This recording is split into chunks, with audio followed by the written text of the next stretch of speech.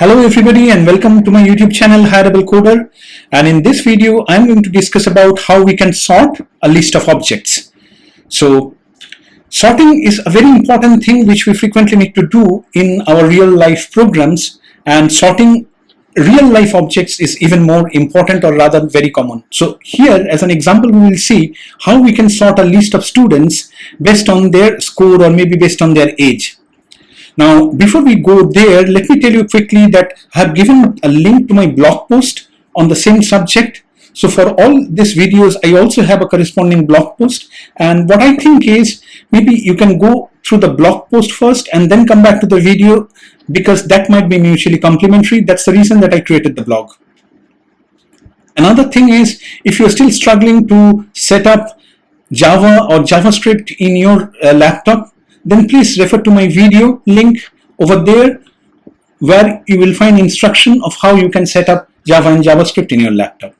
So coming back to the topic, what we will do is we will sort a list of students based on their math score, and we will first see the JavaScript solution and then we will see the Java solution. So here is the JavaScript solution. 3 students with name 1, name 2 and name 3 respectively with their maths and history score. So as you can see that in JavaScript we can actually create objects right on the fly instead of creating a class first and instantiating the objects. While that is also possible, and then after creating the object, then we are sorting the object, and then we are finally iterating through the list and printing the objects based on the sorted order. Now this is an important concept here, that most of the programming languages actually provide a sort functionality on a list or a collection of items, and normally that actually accepts the list and a function of how you want to sort the list. So here is a function of how I want to sort the list. The function says that it should be that I need to sort the list on the reverse sorting order.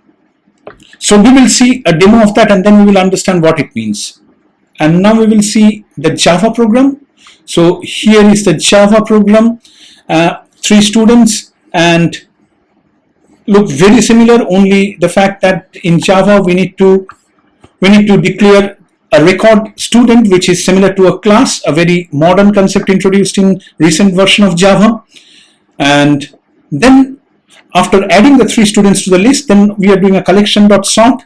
And again, like I said, in all programming languages, or in most programming languages, they provide a sort functionality on collection, where we have to also provide a function which defines the logic of sorting. So here is the function which defines the logic of sorting, and then finally I am printing the sorted list.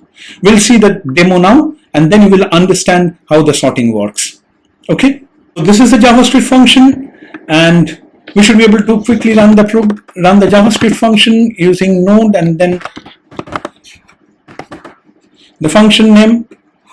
See, it has now sorted the list of students based on their math score, with the student with the highest math score on the top and the lowest math score at the bottom. So it has sorted in a descending order because this is the logic that I have provided, that the second student's math score should be greater than the first student's math score. Now I can actually change the sort logic to sort in an ascending way just by doing this. So let us run the program now, and see, it has just reversed it, and now it has sorted in an ascending way. So the lowest math score is on the top and the highest math score is at the bottom. So that's the essence of it. Maybe if you do not understand the details of it, it's still okay if you can actually copy the program, run it, and then maybe sort based on history score, and you at least understand the logic for sorting in an ascending way and in a descending way.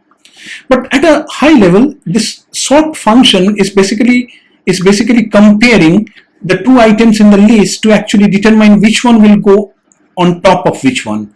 So that is why when I give b.mathscore greater than a.mathscore, which means the second one's math score should be greater than the first one's math score, then it should actually list the collection, list the individual items in in a descending order and vice versa. So now let's go to the Java program, very similar in structure. It's the Java program, very similar in structure, and let us run the Java program.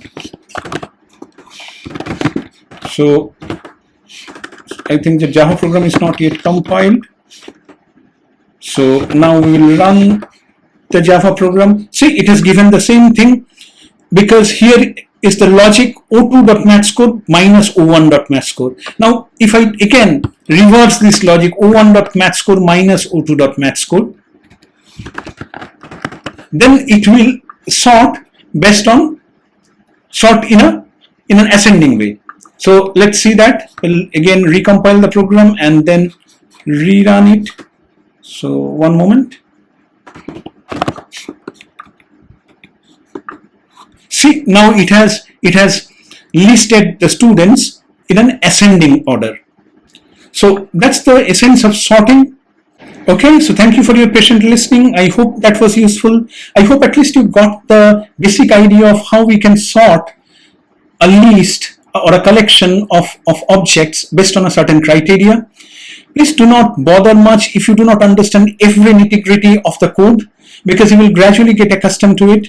At this moment, if you can copy the program and first run the version and then tweak the program to sort based on different criteria or sort on ascending and descending order and understand that, then that should be a very good start. And you can refer to my blog post to copy the program. And also, if you are still struggling to set up Java and JavaScript, please refer to my video over there.